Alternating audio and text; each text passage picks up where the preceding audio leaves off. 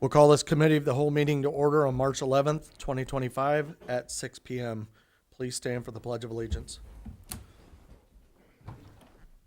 To the flag of the United States of America and to the republic for which it stands, one nation, under God, indivisible, with liberty and justice for all.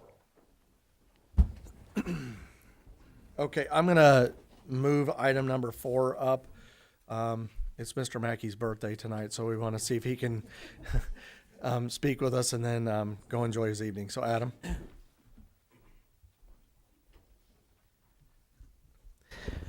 Well, honestly, guys, I thought this was where the party was at, so I came here to is. celebrate. So guess how my birthday started? I had to report to jury duty this morning. But there were no cases, so we got to leave. So it wasn't too bad. I went to work and just worked on all of the events that we have coming up. Lincoln season opener coming up Sunday, April 13th. That'd be an earlier show. We'll open an hour earlier because the temperatures will be cool enough, plus being on a Sunday. We'll be able to start an hour earlier on that one. But we're busy with our company, Track Enterprises. We've got events, like 5 events all over the country. I'm going to be leaving this weekend to go to Florida to do an event down there next week. And then kind of all focus goes to Lincoln after that. Season very similar, just about the same amount of events as what we've had the past 10 seasons. We've got the big Castro Flow Night coming in again. Last year it got rained out in May. We rescheduled it, and it was still a big event. And for a rain out and a reschedule, that was very good for us. We rained out our first 3 events last year. So last year was a tough start to the season. We didn't actually open up until May 17th a year ago with the rainouts that we had. But we rallied, we recovered. We didn't make up any of the events. We added some stuff to some of the events that we had. And we finished extremely strong. We had our highest car count ever at Lincoln Speedway as part of our Fall Nationals event at the end of the season. I think we had 142 cars on our last race of the year, which makes us stay on our toes as much as possible. We actually had to shorten the laps of some of our races so we could get done as soon as possible. It was a trying thing. We love having that many cars, that many people come to Lincoln for our races, but it's tough when we've got that many because we have to try to rush through things and move things around and shorten things. But all in all, it was a great season last year, and I think this year we're going to have a really good season again. Everything's looking up. We just hope for some better weather to get us started at least. Alderman Parrott. Do you plan on having another big race like that with 142 cars? Well, yeah. So the end of the year, which is the Thursday through Saturday, October 16th to 18th, that's the one that we had. The fairgrounds was packed with race cars. One thing we're going to try to do is do qualifying differently. It takes us so long to qualify that many cars because each of them get 3 laps at the start of the night. Normally qualifying takes like an hour or 50 minutes to get done. That takes like an hour and a half to 2 hours, which puts us behind on getting started with our race program. So we're going to try to do either more at a time or do some pill draw stuff to try to shorten that process a little bit, which will help us out. Those 2 nights were our longest 2 nights of the year in October. So yeah, with that many cars, we need to make some adjustments. All right, thank you. Yeah. Any other questions for Adam? Okay. Place this one. Birthday shots? Anybody? All right. That'll be after. Okay. Thank you, guys. Appreciate it. If you need anything, let me know. Thanks. Have a good night. Thank you. So I'll place this on the regular agenda. Oh, we consent? I thought it always went on the regular, but Farm and Home sponsors one of the events now. This is their 2nd year in a row, so that's a good deal. we'll put it on the consent agenda. Everybody okay with that? Okay. We'll place item number 4 on the consent agenda. Okay, now we're going to do public participation. We've got a couple speakers this evening. The first is Jeff Nelson, and he would like to speak with the council about grants. Mr. Nelson?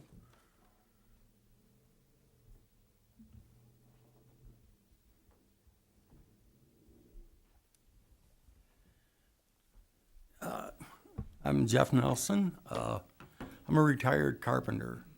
And I used to do a lot of rehab through the cities like Decatur, Springfield, Champaign. they all had grants for home improvement in the economic development departments.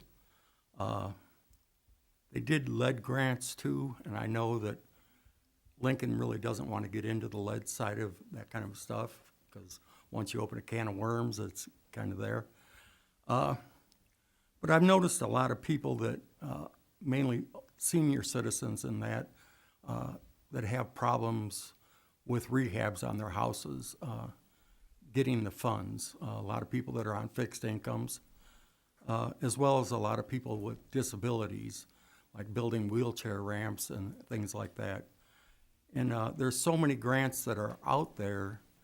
And I talked with City of Springfield, and they said they'd be willing to, if we had a coordinator to help to see what kind of grants are out there that the city could apply for. I have a list of some of the jobs that I did years ago to kind of show you what we would do on jobs. A lot of them bundled weatherization grants and things like that. People getting furnaces, water heaters, updating their electrical, bringing it up to code, as well as plumbing, handicap renovations, as bathrooms and that such. And it's kind of a win-win for the city because it brings the house up to code and puts a little higher tax rate down the years. It beautifies the city because you're making the houses look better. It's giving contractors work. It's having the contractors spending their money at our local establishments for materials, so that's bringing in more taxes. But I didn't know if the city had anything like that and if they'd be wanting to look at something like that. I had talked to Andrea and Ashley? Ashley, I already forgot her name, about it, and she said there was really nothing that you guys have done on that, and I didn't know if you were interested in anything like that. I just thought I'd put kind of like a bug in your ear, and Yeah, and I think you and I spoke on the phone Yeah, a while I back talked to as well. Yeah, so the answer to your question is yes. Anything we can do to help our residents and improve. Ashley is actually our coordinator for grants. That's part of her responsibility with her job. And so if you've already made the connection with Springfield and we can get her yeah, I've connected talked with to them. Springfield and Decatur both, and they both said that they'd be willing. Yeah, we'd love to talk with them. Yeah, because you have to apply now for next year's grants, so it'd be something that, it does take time, and they wouldn't really talk to me. They all know me, but because I did the work in those towns. Right. But they wanted the coordinator to, to really be able to talk to. Yeah, it would help to have their guidance on it if they've done that Right. before. So it'll just streamline the process. So I don't know, the council, if they have questions for you, they can, but I would support it wholeheartedly. Ms. Rolfs? I'm, excuse me, I'm on the Economic Development Committee. Now, do you write the grants as the coordinator? Is that The what you're, coordinator does it.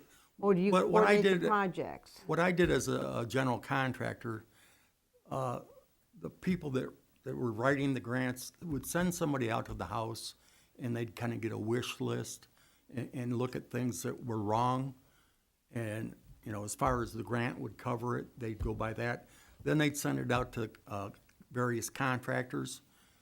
They would bid on those jobs, and then the lowest bid usually is the one that they take for the job, and go from there. Mr. Parrott? So the city of Decatur and Springfield would share with Ashley like their processes on how they decided what residents would be able to use the services. You have to qualify for it. There's an income based and things like that. that type of thing. right? Well, I just want to thank you for coming forward to the city here and sharing that, because I think our residents. Yeah, could there's a use lot that. of houses that are in disrepair, and if the money's out there, And a lot of them were like 10-year forgivable grants, so that if you did the work and they sold the house, they take part of the proceeds out of that sale of that house, you know, up to 10 years. So you're covered, you know. Ms. Rawls? So is the salary of the coordinator included in the grant, or is that separate I'm from the grant? not sure on that. And, you know, the city of Springfield has a big economic development department, you know, and they deal with a lot of different things. And I know, like, I think Lincoln has like TIF monies, the district and that. And some of that money, when I did like in Decatur, was historical, so that they had TIF money in that.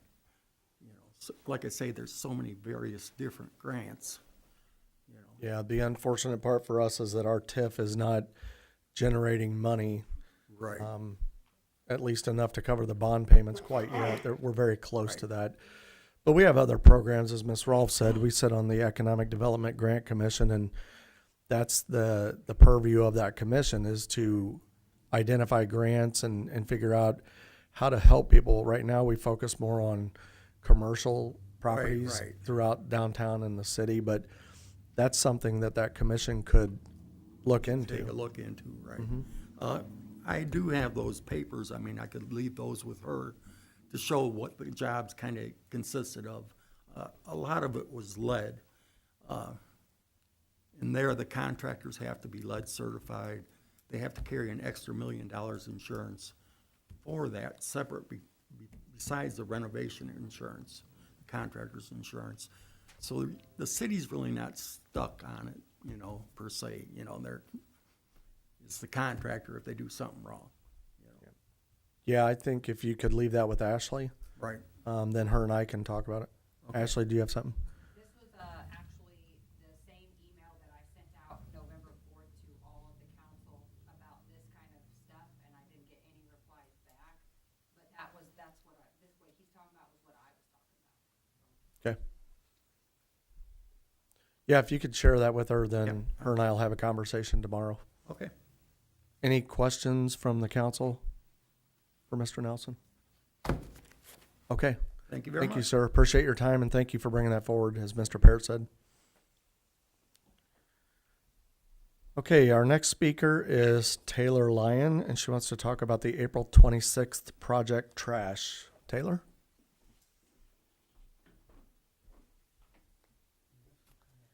I was just coming forward to invite the public to my Project Trash cleanup on April 26th. Tentative time at 10 a.m. Some people might have seen the post that Scott Turner had already coordinated on Facebook, and he had tagged me in it. He isn't doing it anymore, is what he had communicated with me about, so I'm just kind of like taking that initiative on now. Last year I did projects like this, and it was after Third Friday events. It went over well, but I don't want to focus on just downtown. I did release a survey which did not have a lot of responses. I only have 6 of them. Along the railroad tracks and downtown and entries to the city is probably where we're going to focus at. So I just wanted to invite the public, heavily invite them. There's strength in numbers, and there's a lot of trash. I know that communicating with people in public, like openly, it's not just these areas. Places like around Thornton's, like the one in town, and some of the neighborhoods, the parks, like where the kids are playing, stuff like that. So it's a hands-on project, and I think that it would be important for the like community members, city council members to join us so that we can like actually get to know one another and clean up the community. The Foxhole is also going to have a special, which I'm working with Alicia to the details for that, but she's going to do a special that day too. So Will it work like it has in the past, where everybody gets together at Latham Park and Yes. then you get your assignment and then you go out? yes. So last year, whenever I had done them, that's how we arranged. We met at Latham. I did have a sign-up sheet for future communications, which I know the Leaf Club at the high school, I have their emails. If they're able to do that, I mean, they're interested in that too. So I know with Scott though, he had a lot of people to help him like set up the tables, have sign up sheets where there was a leader for each group. If it actually calls for that, like I would need the assistance with that. So with it only being like less than like a month and a half away, basically. Like that's why I'm trying to get that out there because it is just me and my partner. So when I did it last year, it was just me. And then I invited the public, and I had a lot of people that helped. I had people that donated water, so we have the water, gloves, trash bags, and I have little grabbers for people that can't bend down. I had that donated from Cresco, so this year I'm hoping to get vests because that was an interest for the people that are going to be working by the streets, especially along the highway. So, Walt, is that something we can help with the vests? The safety vests? We don't have a quantity of them, but we could look at finding some. Okay. Mr. Parrott? So if working by the railroad track, would we have to get any special permission from anyone? Like, I don't know. yeah, because that's a safety issue too, and Stay outside of the fences. Because the inside of the fence is owned by the railroad, Mr. Landers. As long as you stay outside the right of way, which the main line going through town has the high-speed rail fence. So as long as you're not getting within that area, you're going to be fine. I know we picked up some trash around the railroad tracks last year when we focused on downtown. Those do accumulate a lot of trash. This was like a very vague survey, so they didn't. One of them said the railroad tracks along 2nd Street. So I'm going to assume probably some of the grass ditches that are down there in that neighborhood. Corridors. I've walked the corridors before. They get pretty A busy. lot of buildup, like on the yeah. east side of town. Yeah. Are there any, Ms. Bateman? Hesitant for 10 a.m. I mean, I know that when Scott's arranged it before, it's been kind of chilly, and I was thinking about making it later, but I picked the 26th with the idea of Earth Day following right behind it. So, like, if this were to pick up in my head, I was thinking, like, it could be delegated by ward, and then, you know, you're walking the streets of your ward and the park in your neighborhood, and then you get to know your neighbors, like, not somebody that's right next to you, but somebody that's 3 streets away, because, like, for example, I know Angel Valley is Ward 3, well, then it's also all the way over by Park Place. Like, I don't know those people, so this is an opportunity to know them, and also just to know other like-minded individuals that have this interest, so. Any questions for Taylor from the council? Well, thank you for taking up this charge and helping us keep Lincoln clean, and thank you for your help on Third Fridays in the past as well. Yeah, no problem. Yep. It looks Happy to great. do it. Downtown looks great afterwards, so thank you. Thank you. Okay. Have a good night. Okay, is there anybody else that'd like to speak under public participation? Okay, for the record, there is no additional public participation. We will move down to item number 5. That is request a permit, Cars and Coffee street closures. Dates and times were approved on February 17th, 2025. Consent agenda. Everybody okay with the consent agenda? Okay.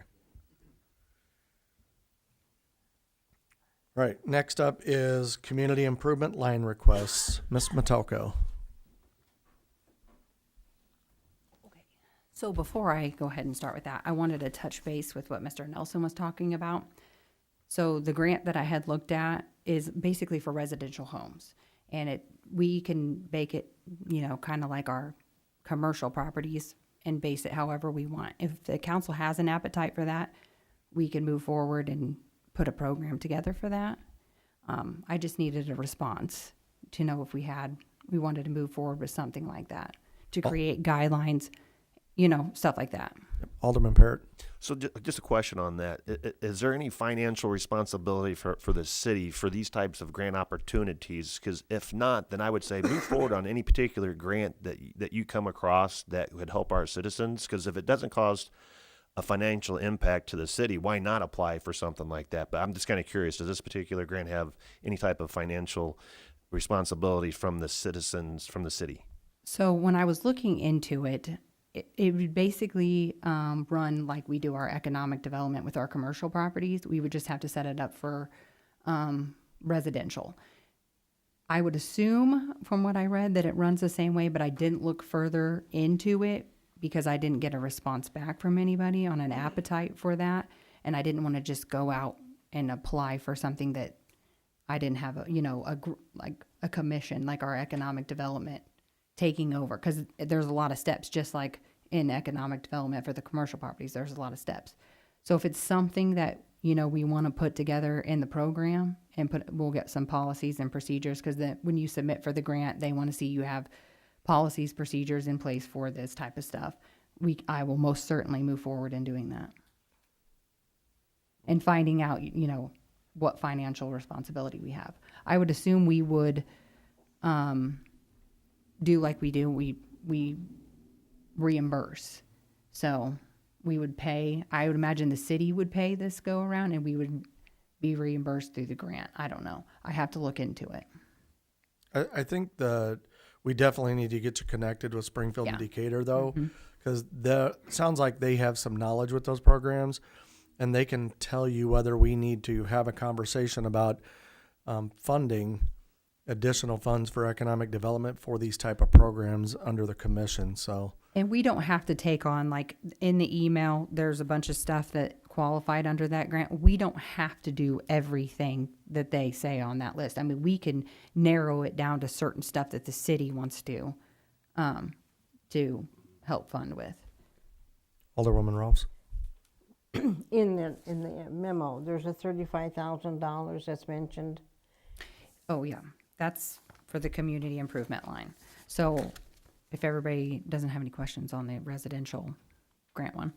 So on the community improvement line, we are out of the ARPA funds and moving forward. So we redid all of the parks, and so we took all of that over. So I was kind of looking to get maybe a line that helps target like downtown when we need to replace the benches that, and the trash cans are coming up. They probably need to be replaced too. I listed off a couple examples down here of things that we could use it, like that line for.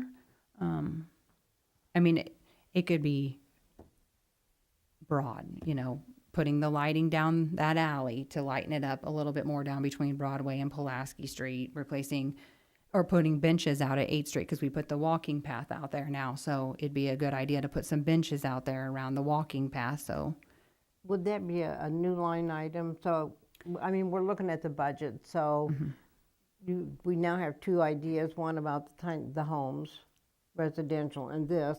Would those they would be separate line separate. items? Yep.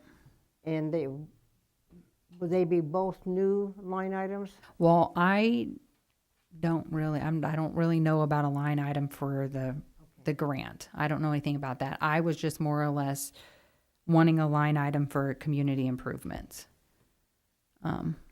He just happened to show up to talk on that, so I wanted to touch base that I had already kind of tried to look I into wasn't that. sure if the first one that you were talking about, the resident, if we would need a line item for that also. I imagine we would have to have a line to put that grant money in. We'll have to add to our economic development grant line items for that if we choose to move forward with it. Mr. Bateman? Mr. Conzo, we don't have a line item for park maintenance? As long as we've been taking care of parks, we don't have a line item for, No, there's no separate line item for that. what did But we there's, always- I mean, there's a forestry lines, things pertaining to that. And I think, some of the other, just looking back at it, I think some of it have come out of various I different. didn't know if we just rename one of the line items we have, because Well, now this, there's quite a few we don't use. So, no, we'd have to you're absolutely right. We can't rename them. We just have to come up with, I thought we had one in there for, well, it we may did. not have been called park maintenance, but it was, the monies was used for that kind We of did stuff. with ARPA. We had, the dog park, and then the other improvements in the parks that have been made with playground equipment and that type of thing. So when we had the ARPA funds, we had created lines specifically for those types of things within that fund. but those are the only ones we've I had mean, that I can I recall. agree, we need a lot of improvements the several of us here that work every third Friday and the big events downtown, we need removable garbage cans. 'Cause that is a big problem when I think Tracy and I last year tried to cover several of them to no avail, but, it would be nice on the big events if street and alley crew can just make them, pull them, the vents over, put them back, because we end up spending 20 minutes per can trying to unload the city cans into the totes that we bring downtown. So I think it's a good idea. Obviously, we need that kind of thing to do some improvements in town. The little things that we don't think of all the time, and then we struggle and try to find money. You have anything? How's the council feel about this? You okay with moving forward with this? Okay, we'll place this on the regular agenda. Thank you. Oh, yeah.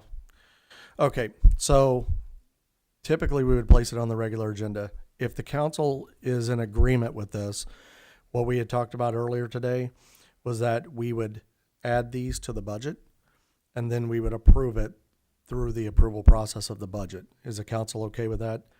Yes? Okay. All right, thanks for bringing that up. We'll bring this back to you during the budget discussions then. Okay. Thank you, Ms. Metelka. Okay, the next item up is item number 7, additional local funds resurfacing targets. Mr. Landers. Actually, Mr. Rimmert's gonna Mr. take Rimmert. care of it.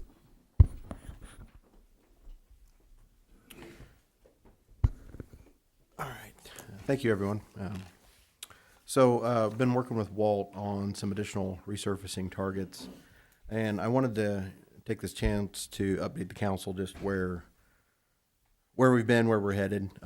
So last September, if you remember, we had a bid opening for 2 different resurfacing projects. One was using the Rebuild Illinois grant monies.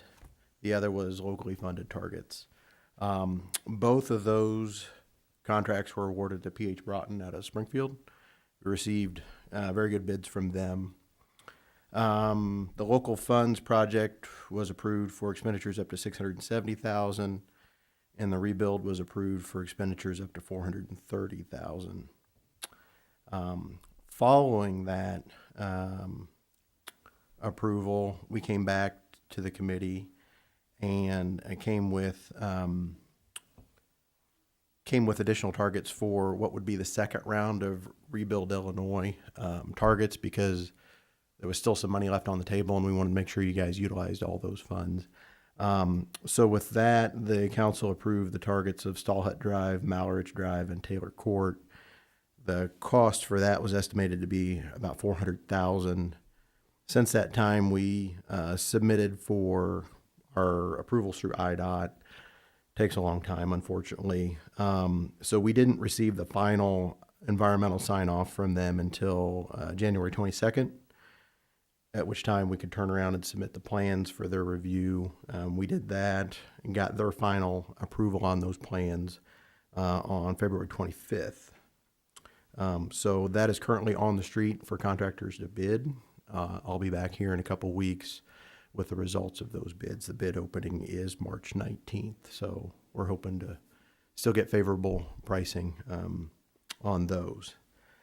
So concerning the targets that are coming for consideration tonight, in working with both Walt and Andrew Bounds, Andrew had indicated that there's approximately $525,000 in his sewer construction line item that he had kind of allocated to offset the cost for rehabbing Union Street, which is part of the work that's already under contract. It's already being worked on right now. With that, with those funds being available, that allows additional funds to be spent out of Walt's microsurfacing or resurfacing line. So in conversation with P.H. Broughton, again, we received good bids from them last fall. They're willing to hold their unit prices if we add additional quantities. So that's ultimately what we're asking the council to do tonight. So we worked with Walt, worked up several different estimates, looked at different targets, what would be a good fit for consideration. I guess keep in mind that the nature of the work is for asphalt streets, it's mill and overlay, so that kind of limits the pool of where the work can be done. So what we're bringing for your consideration tonight is Stewart Drive and Herndon Drive, which are adjacent to Mallarich. And by completing those, that would kind of take care of all those feeder streets around Walmart and get those up rehabbed, and then those would be on the same kind of repair cycle as what they originally were constructed. We've also identified several residential streets. That's North Elm Street, Rail Splitter Avenue, and Heritage Avenue. There's information in your packets. Anyway, with all of those, we're estimating a cost of $462,000, and ultimately we're asking for an authorization to expend up to $487,000. That's about a $25,000 buffer to take care of unforeseens that come up along the way. Alderman Bateman. So, correct me, please, are we not resurfacing Union Street? We're resurfacing Union from Woodlawn to Lincoln Parkway. But we're not gonna do from Broadway to Woodlawn? That's like driving on a washboard. So that It's section, terrible. that particular section, there's a lot of sidewalks that are not up to code, and that's going to be a sizable investment. We promised these people, when we dug a 10-foot wide trench down the middle of the road, we promised these people a new street once everything's settled. So we need to get that. We need to not delay it, I guess is what I'm saying. So that was a promise made years ago, and we need to keep that, because it may be asphalt, but it's like driving the hilly, bumpy road. So you know, I would appreciate we put that front of mind thought. The other thing I want to say is, talking with a lot of constituents, I know for decades we've oiled and chipped roadways and stuff, but the citizens are kind of over that. I would rather do more mill and overlay, even if we have to do less blocks. Get people brand new asphalt streets instead of just putting lipstick on the pig that's been in front of their house forever.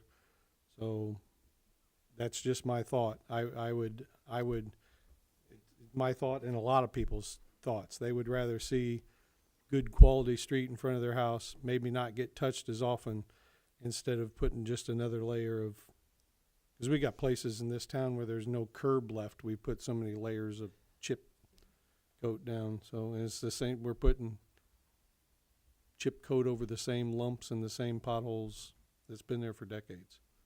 But I Alderman. really appreciate Union Street get done. Alderman Parrott. Yeah, I know, for the residents over there, it was kind of on the Ward 1 and I think Wanda's Ward, Ward 3. Yeah, we were promised, after a few years for it that it was going to settle, and the reason that we were waiting is for it to settle, and I think it's settling, or is it settled all the way, Walt, you think, or do you know? I mean, I think there's sometimes a hole that still comes up every once in a while, but I mean, to We haven't any issues for a while, but that doesn't mean we wouldn't have any come up. There is some dips and divots there that could form again, but I can't say that for a fact. right. But Well, and to Kevin's point, you know, I mean, if it doesn't get done sooner, it won't. It'll be more costly later. The longer we wait. So, I mean, we did say that we were going to have that done for those people that travel that road. So I guess I hear what you're saying. As far as the funding that's available, or perceived funding that's available, ultimately, you guys are the judges of that. It wouldn't be sufficient to do the the roadway and the sidewalk improvements that need to be done adjacent to it. If this was something that had to be reviewed through IDOT, which it doesn't, it's a local funded. If it was to be reviewed by IDOT, they would make improving the curb ramps a requirement. Now, if the city were to commit to following up with a sidewalk program that fixes, those curb ramps along the way, we could potentially do that as two different projects. One is a mill and overlay now, and one is a sidewalk, later this year, over a couple I'm not years. saying put some of these off, because obviously Union Street's gonna be expensive. I'm just saying, I don't wanna keep kicking the can down the road. We need, we talked about Tremont, maybe Union Street needs to be the next big project to get that done, because it's not even just the citizens that live on Union Street or the adjacent streets. There's a lot of us that drive those streets every day. We had to detour around, and we owe it to the citizens to make the sacrifice they went through all that time, make it right. So I'm just saying, in your conversations, let's keep that at the front. Maybe the next project after Tremont or whatever. Mr. Landers? Yes, and the section of Union Street that we're doing is the same way, and it was from the same project. And that's why the Sewer Enterprise Fund money is available to do that. Now, whether that money would be available to do the other part of Union, I can't answer that question. But again, you're talking about doing a few blocks compared to doing, the whole length from Keokuk or Woodlawn Road to Lincoln Parkway. But definitely that section of road is on the target list. It's probably beneficial to wait until the Tremont Street project is done to see how that meets up and marries up with the Union Street intersection, and then that will give us a better idea as far as grades and things like that. I just want to keep it in the forefront. Okay. Like I said, we've already committed to Tremont. We've already committed to the northern side of Union. I'm just wanting the southern side of Union from Broadway to Woodlawn to be in the conversation. If we have to give up local streets for a year to make up the money difference, then I think that's what we should do, because we didn't make this promise. That's years ago, so. It is absolutely on the target list. That I can assure you of that. Ms. Rolfs? Where would the funding come for the sidewalk programs? Would it be the same pots of money, or was that a different pot of money? So It would come from our capital projects fund, From which one? the capital projects fund. So just to be clear, though, you're not proposing that we don't do these targets. You're proposing we plan for next year after Tremont. Okay, I just want to be clear for everybody. I'm proposing the south side of Union becomes the new Tremont conversation. Get done what we got proposed here, and make sure that the south side of Union becomes the new big project that we're gonna start figuring out, because that promise was made. So. Well, I think there's some merit in giving it an additional year, because as part of the settling, there's been water main breaks underneath there. There's been fiber boring that we've had issues, and I'd hate to lay a brand new surface just to turn around and have it tore up again for those type of issues. Mr. Landers? And not to give false hope, but the funding may not be available for a few years. Because with the Tremont Street project, and that's going to take you can might as well say $2 million. In 2 years, yes. Mm-hmm. So we're going to be spending a lot of money that I don't know that we can have enough to complete a project that size. So it might take a few years to get to it. All the more reason. It's all the more reason when we do it, we should just do it right the first time. Absolutely. Yeah. So, okay. Any other questions for Shane? Okay, is the council okay putting these targets on the regular agenda? Okay. We'll place them on the regular agenda. All right, thank you. Thank you. Mayor? can I Yes, make sir. one more comment? So this is funds that we're rolling over. So these funds were budgeted last year. So these funds will be rolled over to use this year. And I'm assuming I have my meeting with Mr. Conzo tomorrow, or Thursday, I'm sorry. Don't want to shake you up there, Mr. Conzo. But then we'll talk about additional funds for the upcoming year also. Right, thank you. Okay, next item up is item number 8, mayoral appointment of Marty Neitzel to the Economic Development Commission. We've had a vacancy on this commission for a while now, and I spoke with Marty about this, and she has an interest in getting engaged again with some city topics, this one in particular, and I think she'd be a good fit for it. So unless the council has concerns, I'd like to place this on the regular agenda for approval. Okay, thank you. We'll put that on the regular agenda. Okay, the next one is item number 9, the infamous ground-mounted solar regulations, and I will turn that one over to Mr. Bateman. So, after conversations with Wes and some other people, our proposal right now is, we don't feel that there'll be hardly any residents because of the property needed for ground-mounted solar. So our proposal is this. Why don't we just change the language to where every ground-mounted solar application inside the city limits has to have council approval? Then that way, they would have to submit plans, drawings, all that kind of stuff to Wes. And then Wes would bring it forward to the council. We would review the plans, the drawings, have time to investigate what it's going to look like, where it's impacted, who it's going to impact, and then the council would make final decision on whether to allow it or what conditions we would put on that. We have these kind of things set up in other conditional use permits, so we just thought we would make this a conditional use permit where it's per application. Ms. O'Donohue. No, I don't agree with it at all. Why? I feel like it's going to be why we have to be in control of all of this. We pay Wes. This is his job, is to do these kinds of things. And now all of a sudden, we want all of this to come in front of the council. The council is going to have to decide all of these things. So, no, I don't like this at all.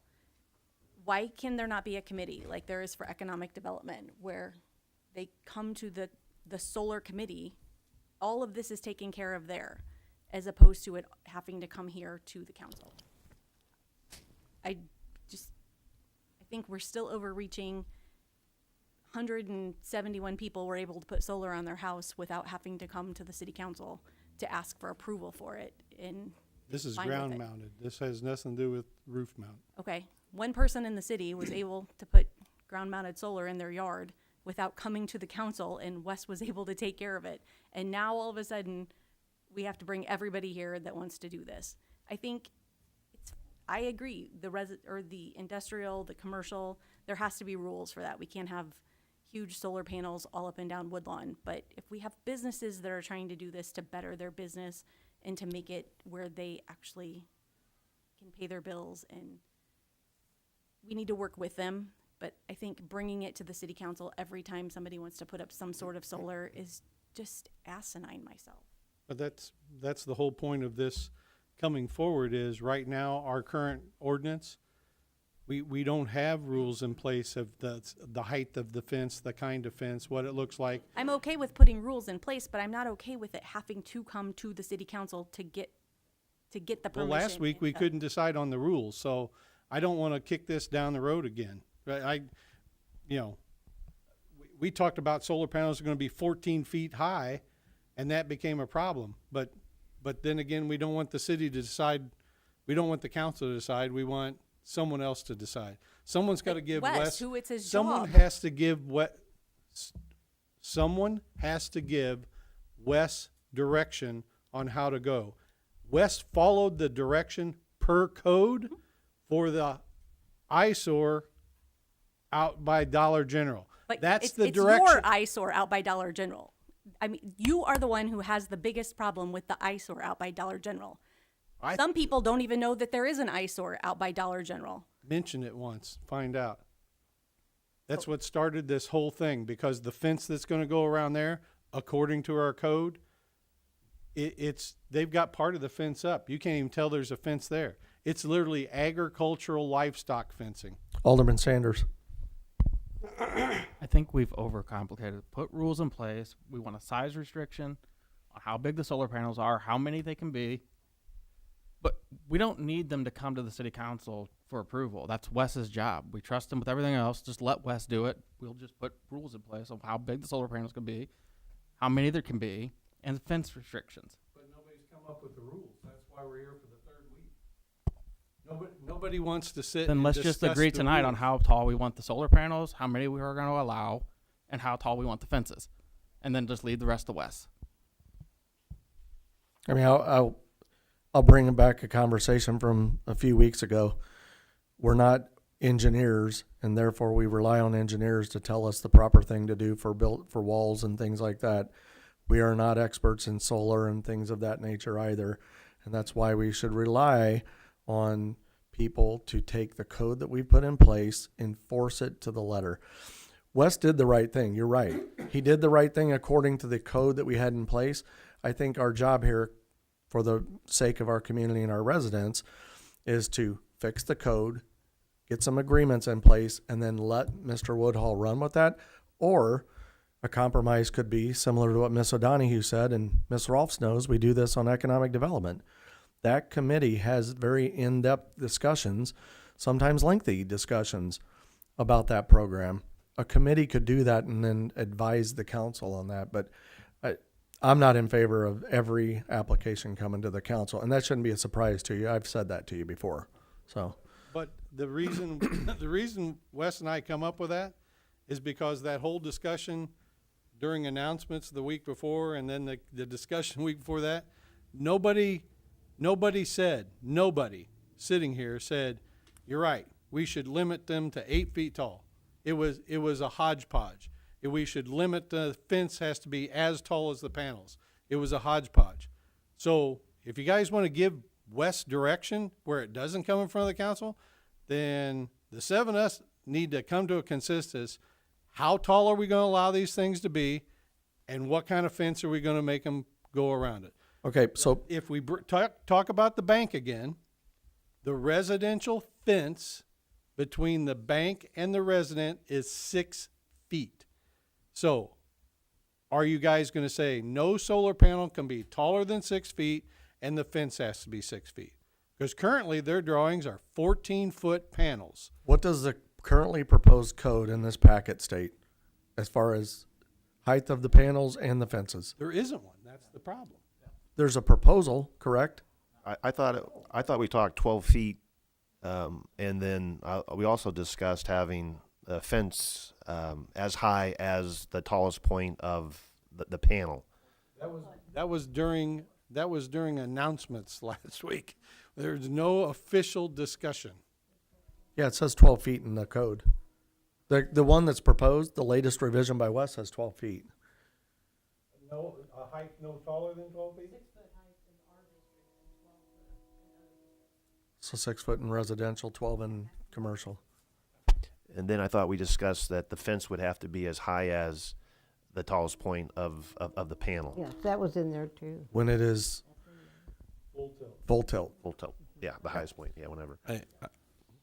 Mr. Oblett. Thank you. I would recommend to the council just to set not up to. I mean, if I was a community, if I was putting in solar, I would put whatever the lowest amount was in the code. If this is not up to between these two amounts, I would go for the lowest amount that I could get away with. So I would just whatever. If you want it 12 feet, then just say 12 feet. And if you want it a different height, then just say a different height. Don't leave ambiguity. If you really want a fence a certain height, just put it in there. Alderman Downs. Yeah, I'm I'm a little confused here. I think I got a little lost in the conversation. Last week when we talked about this, I was hung up with the fence in general. In terms of residential solar, which I know there's only one, I don't believe that if someone has a small solar array that they should need a fence at all. So that was why I spoke up last week. When I talked to Wes after the meeting, he mentioned that, you know, if they came to the council, the council would have discretion. Now we're talking about a solar committee, which I'm cool with. That's a good idea. But that committee should also have some discretion. I am not in favor of enforcing a fence on every single person that comes forward with solar. What about all our other fencing codes? Are you wanting to eliminate those? You have to have a fence around a pool. You have to have a fence. Yeah. If your Solar- shed has to set so far back. We got all kinds of. That's what I don't understand. You know, a couple of you said we're telling people what they can do with their property. We got literally hundreds of codes that tell people. Yeah, what I'm they not can talking do about with their those codes. property. I'm only talking about the solar code, and that's the I one would I be got. afraid that a young kid could get electrocuted on a solar panel, in my opinion, because you're talking they're generating enough power to power the house, and those cables are exposed. I think it should have a fence around it, quite honestly. Well, you can vote that way, and that's fine. I mean, I've never heard of a kid getting electrocuted on a solar panel. I'm not saying it's never happened, but I've never heard of it. I have heard of kids drowning in pools, so that's why I would vote that way. Olympia School had a fire on Had their a roof fire, because of the exactly. solar panels. All right, well, this is ground mounted. It's not on Okay. roofs. And there have been solar panels that may be hit by hail and other things, and then you have broken panels that are laying around. If we're going to come up with the height, my other problem is this, and Mr. Sanders just touched on it. Let's limit it down to the one that the application that he has right now. The residential fence in the back is 6 foot tall. If it says 12 foot, then them solar panels are twice as high as the fence. So that's a good point. Yeah, I'm sorry, Mr. Ross, I'll get to you. The question I think you have to ask yourself is this: are you putting the fence around the solar for safety reasons, or are you putting it around it to obstruct the view? C. So then, And B. Ms. Rolfs, Well, I understand with some of them there are glare, but that's gotten a lot better than it used to be. And if you have those solar panels and it glares on your property, even though it's not on your property, then there could be a problem. When we look at heights of them, is the height of that solar panel based on the way their property is set up, or just based on what the owner of the property wants? If somebody wants 6 feet or 12 feet or 15 feet, that's a very what's good that point. based on? That's a very good point. I mean, If somebody had a 12-foot one, that's going to be down low. You got a 15-foot one that's up there, and you're in a second-story house, you could get all kinds of glare for that. But we don't have anything that says the reason why we can have different heights of solar panels. one size doesn't fit all. But maybe we need to have limited ones. Ms. McClellan. Just thinking that through, wouldn't the bank have to put another fence up as opposed to, I mean, if we're saying that it has to be as high as the solar panels that they're installing, then they would just need to put another fence in that's higher than the residential fence that's behind it. That's the whole point. Right now, the way the code is written, they have to put a fence up. It could be just a plain chain link fence. We don't have any height. We don't have any height standards. We don't have any height standards in our code for the fence. Well, the one that he sent us, really looks good. It's got the 12-foot, it's got the 6 foot for residential. And I think that he sent us the last one that you all talked about. I'm not sure, but I mean, it looks pretty good to me. The difference between residential and commercial, and seems to have covered all the bases. I'm not necessarily I wouldn't be looking to look over every residential application either. So Mr. Parrott. So for the example of this bank, the bank is commercial, but it butts up against a residential, so they would have to abide by the residential code. Would have to abide by the commercial code. They're in a commercial It's a district. commercial, yeah. Well, I can well, tell I you, would. I can tell you right now, the people who are behind that fence are not gonna wanna see solar panels Well, that's what over I'm it. saying is I would only be in favor of a code that would keep that residential from having to see that. And that's what it is now, because it says up to 12 foot for commercial. So the bank would have to put up a fence that would go taller than the residential fence to hide the solar. To the height of the highest point of the solar. Hold on. So it would be 14 foot in this case. 12. Because we limit it to 12-foot panels at the highest. 12 foot. What's they're proposing is a non-tilting panel. It's fixed, but they're proposing 14 feet. We go by Wes's, they'd have to be 12 feet. So the discussion is, this is what started this whole thing, is behind that bank, there's a 6-foot residential fence between the commercial bank property and the residential property right behind it. So, you know, the way the code, if we pass it to the 12-foot, then the bank would have to put up a 12-foot fence between them and the residentials. Mr. Hoblet. So Mr. Hoblet. the people who are putting up the fences, they're subject to the regulations that are in place at the time the fence gets put up.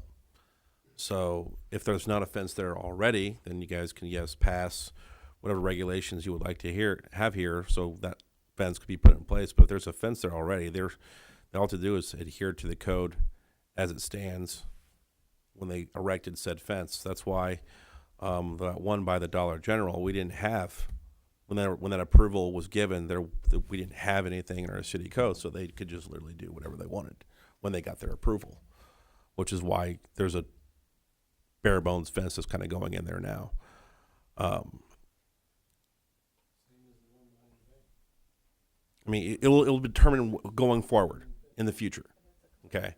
But if someone who adhered to our code and they erected a fence, and then we said, never mind, take it down and now adhere to our new version of our code, that might be a bit of a stretch too far. So, Ms. Rolfs. Back to the various sizes, why does somebody get one that's 6 feet? Why does someone get 12 feet? Why does someone get 15 feet? I can only assume that it has to do with the structures that surround it, and there might not be as much obstruction for some people, so they can have it at a lower level, whereas some people would have to raise it higher to get the full benefit of the panels. But again, I'm not an expert on solar, so. The way I understand it, the ones at the bank, the reason they're 14 feet is because they're trying to power that bank 100%. So since they don't have enough property like what's around the Dollar General, you notice those are lower, wider, they got more exposure. So the bank is trying to get as much exposure, as many panels as they could get into that small area. So they might only be a foot off the ground, but 14 feet in height. That's the difference. That's how you determine there is trying to generate as much electricity as possible in the area you have. Ms. McClellan. And there's lots of different sizes according to what the ordinance says. There's lots of different sizes and different types of solar farms and community gardens and things like that. So we could say we want to come before the council anything that's bigger than 5 acres or something that is going to be huge, and it's going to be like the one on Lemon Street or something like that, because there's different. And then everything else, I agree with Rhonda. I think West should be able to handle all that. Now, the big ones, that are going to be acres and acres, I can understand wanting some input into that. But because, like Rhonda said, we don't want it lining Woodlawn either, so. So, do we move forward with the ordinance that's been proposed and then see how that works? Well, let me back up. the council requirement. I mean, you'll have to take out that the residential stuff has to come up before the committee. Why not form a committee then, even residential? I'd rather form a committee than have to have this conversation again We can form a committee. of more than 2 people, please. 3 at least. Well, it would be two councilmen, Wes, They and someone will. else. Yeah, but if, Ms. Bateman's question is, if it comes to, still gonna have to come to the council. I would say yes, it does, just like the grants, but the committee will do what we're doing now and work through all the details. And they'll make a recommendation. It doesn't mean that the council still can't have input on it. They can vote against it or for it, yeah. But that's what most of our committees are. They're advisory committees. So you're gonna do, on a committee, you're gonna, 2 councilmen, Wes, the mayor, and an outside citizen? We can form that however Because like. to me, if I'm on a committee like that and someone says, hey, someone's gonna put up a solar panel at 544 4th Street, which is gonna be an empty lot we're getting ready to vote on, I as a committeeman would drive by there to see what the other residents have to look at or deal with. The picture that I submitted, Tracy drove by there. That's from that's 2 houses away. That guy's 3 houses deep into that block. And that's what you see from the side street with no fence around it. So I don't have a problem with a committee. I don't. I just want more than one set of eyes, Wes's, who did absolutely nothing wrong and the ones that are permitted. He did nothing wrong. He did what was written. And we as the elected officials here have to deal with what citizens are complaining about or talking about. So I don't have a problem with another set of eyes doing some thinking and discussion. When the committee brings it forward, then it's up to the 8 aldermen here to decide on an up or down vote, just like we do the grants, on whether it's permitted, as long as the committee does their job. Okay, so can you then go back to Mr. Woodhull, have him remove or modify the language to reference a committee? We'll then form the committee at the proper time and then bring it back next week. And we can put it on the regular agenda, huh? No, we can just put it on the voting agenda. I mean, the vote would be contingent upon the fact that those changes were made. Mr. Oblett? So the way Mr. Woodhull has presented it, plus or just changing the residential to committee, correct? Because I'll have to make an ordinance for it. It doesn't have to come before, if I'm understanding the desire of some council members, instead of it coming to the council, it would go to a committee, then the committee would make a recommendation to the council. Both commercial and residential. Any ground-mounted solar has to go in front of the committee. Yes. Okay. Ms. McClellan? I was just, I'm not sure exactly what we just said, but I would like to make sure that the big solar farms came before the council to be approved. Yeah. Instead of going, instead of just, This would apply to all ground-mounted solar, both commercial and residential. So, to your point, Mr. Hoblet, if we want to codify the committee, then yes, we'll need an ordinance. But if it would be appropriate to just establish a special committee until the strategic plan can be brought before the council at a later time and we decide what things look like long-term. Wasn't that, Mayor? It was simply that Mr. Woodhull's, his changes we have within our code, solar regulations, that are in essence what Mr. Woodhull has done before. And I just put, various chapter, let's just say example 13.7, 13.8, 13.9. Might likely not be 13, but I'm just using it as an example. I was just getting the feel because I'm going to do something similar with this changes for our city code. Right. So. Okay. All right. Woodhull watches the meetings at a later time. I guarantee he'll get a hold of me in the morning. Okay, so we'll place this on the regular agenda for next week. The ordinance, yes. Just to clarify, the committee, and this is all ground-mounted solar, commercial and residential. Correct. 'Cause I hate to tell you, Mr. Welch and I found out there's more coming. Yep. And I mean, renewable. Can't do nothing about it. Well, renewable energy is a thing right now, and people are paying ridiculous energy bills, and they're trying to save money, and this is an option for them to do so. And there's also tax credits and things like that, which make it, enticing as well. So, yeah. Okay, so we'll place this on the regular agenda next week. Okay. Anything else on solar? Please say no. Okay. Let's move on to item number 10. Ordinance authorizing 544 4th Street to go out for bid. Mr. Hoblet. Yes, I believe this is a property that was given to us by the state. We've been maintaining this property for a number of years already. There has been some interest expressed to the city of purchasing this property, so I believe the appropriate measure, well, not I believe, I do know, that the appropriate thing to do at this point would be put it out to bid, which is what this ordinance before you states. It will be bid on. That's the reason it's on the agenda, correct? I am Mhm. correct, right? We have interest in it. Correct. Okay, place this on the regular agenda? Yes. Okay, we'll place item number 10 on the regular agenda. Okay, we've got a walk-on topic here for the council. Yeah, Ms. Bateman sent you a copy of the IT consultant contract for Nato Technologies. She's worked mostly with Eric on this one, so do you want to take this one? Eric is our IT person. I think every department head in this place can tell you how wonderful he does. He's there at a drop of the hat, and he talks way over my head. You're still.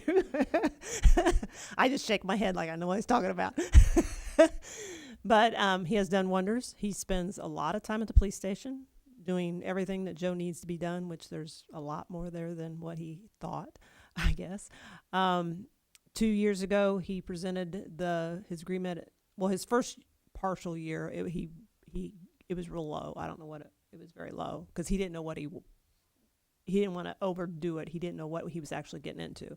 So 2 years ago, he presented one. It was $66,000 is what we paid him a year, and so it's been 2 years. So it came up. I asked him, for budget purpose, what he was going to do. So he presented this one. It's a 5% increase, which would be $69,300 for a year, which we pay him monthly on that. So I guess it's. I want to know if it could be put on the agenda to vote on his increase or what you want to do. Right. I would say that. Yeah, it's budget. Mhm. Yeah, Well, it's you have to- increasing his contract. You would approve the contract that would be effective next fiscal year, which would be budgeted for. Yeah, I will say that Mr. Nato does a remarkable job for us, and the contract that is put before you is a fraction of what he is really worth. And I say that, not sarcastically, it is absolutely true. Whenever these department heads call, he's there within a half hour. And so, yeah, he's worth every penny of it. So. And there's times he just stops in and say, "Hey, you doing okay? You need anything?" Yeah. I mean, he doesn't have to do that, but he does. Yeah. Yep. Very. I mean, he helps us just so that the council is aware of the scope of what he does. He helps from anything network issues. When the website's not working right, he helps us. When the network goes down, he helps us. Card payment systems, he's there. Computer installs, he's there. HDMI to get this thing working up here, he's there. There's really not much that he doesn't do from an IT perspective for us. So I just want you guys to know what he does for us and why we're asking for this and why we feel it's worth it. So, okay, can we place this on the regular agenda? Okay. Okay. Couple things that brings us down to announcements. Couple things. Third Fridays, the committee is going to be meeting this Friday, and we've lost some members as well, but I think we're going to gain some. If you're interested in helping out, and this is to the public as well, if you're interested in helping out with the Third Fridays committee, please contact us and we will get you connected and we'll pull you in on the meeting. We're looking at May, June, and July this year again, it sounds like. And we'll have more details to share with you on that one. Anything on Third Fridays? Okay. Another topic that I want to discuss, and I'm going to put Mr. Hoblet on the spot here a little bit, but since this has become a topic of discussion, can you please educate the council and the public on the proper process for filling a ward vacancy? So once there is a vacancy within the respective ward, the mayor has, and you're putting me on the spot, Mayor, but I'm pretty sure it's within 60 to 90 days. I'm pretty sure it's 60. To make an appointment. And then the council has 60 days thereafter to approve said appointment or not approve said appointment. And if the council does not approve it, then the mayor has to go back and bring forth somebody. Then he has 60 days to bring forth somebody else to the council for approval. In reality, what I see mostly is that the approval and the consent of the council happen at the same time. Somebody will be listed on the agenda and it'll be approved and consented, but that does not necessarily have to take place in that respective order.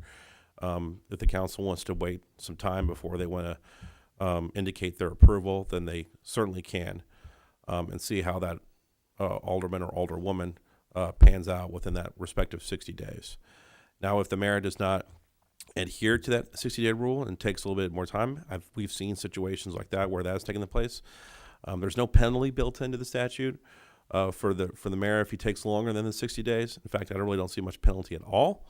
Thus far, I haven't seen what's the recourse of the council if the mayor just brings up nobody, because I really don't. I haven't. In my experience, I haven't seen that happen at all.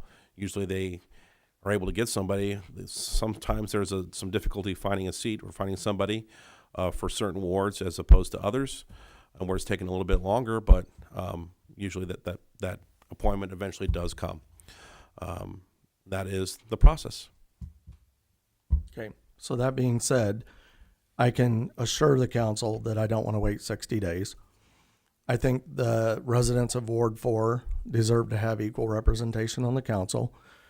There have been at least 5 interested candidates.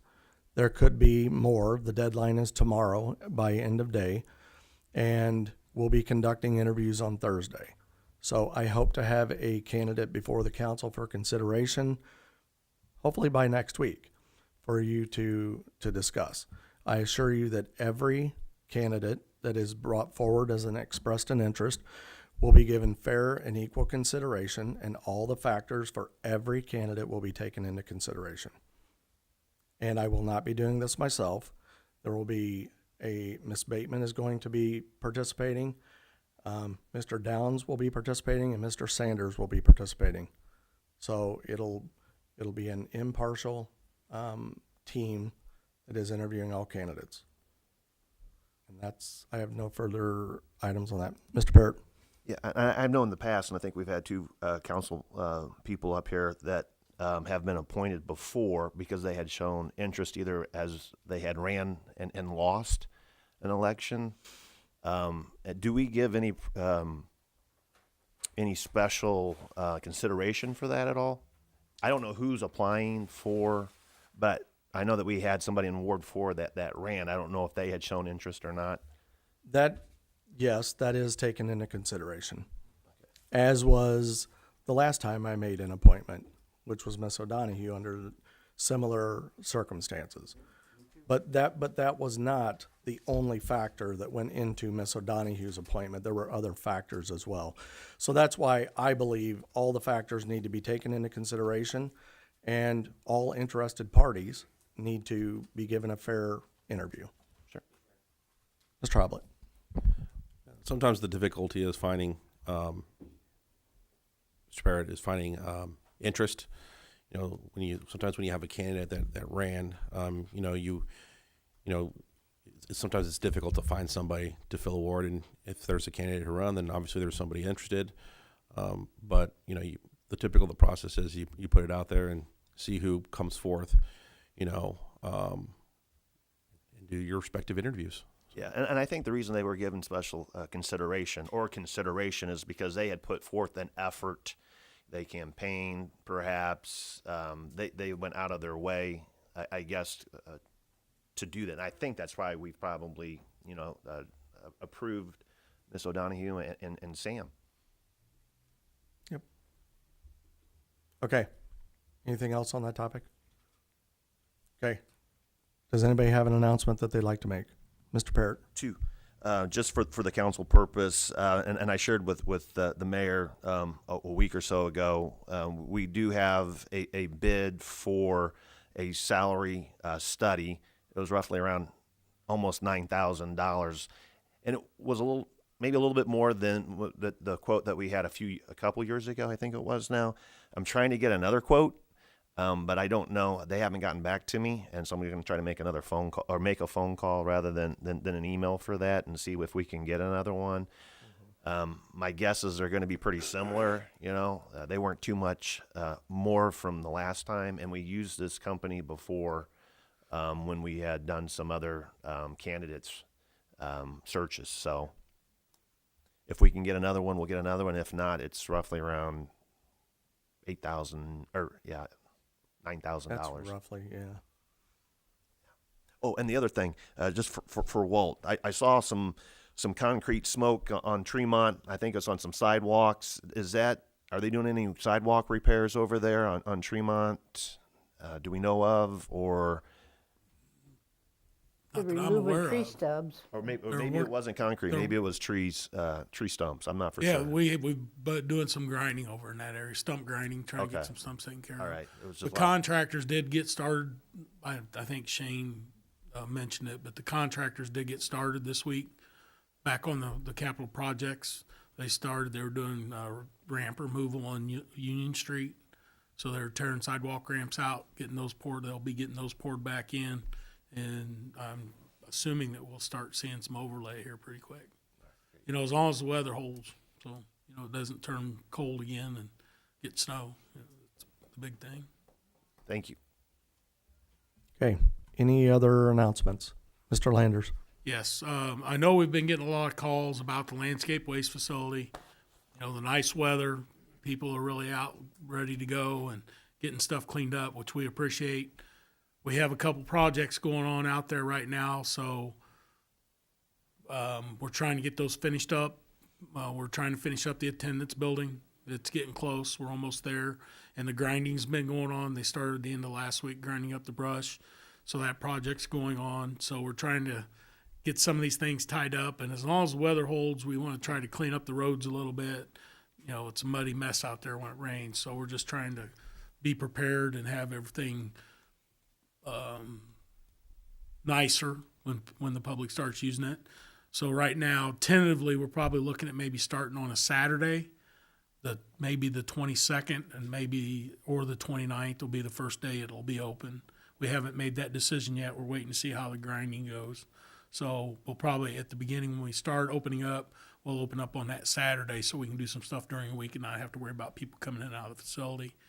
And then as soon as we get everything fit and tied and ready to go, we'll have it extended hours. Once we get later in the first part of April, somewhere in there, we'll open it up 5 days a week. So I know people are kind of impatient. They get a lot of calls, so just wanted to put that out there.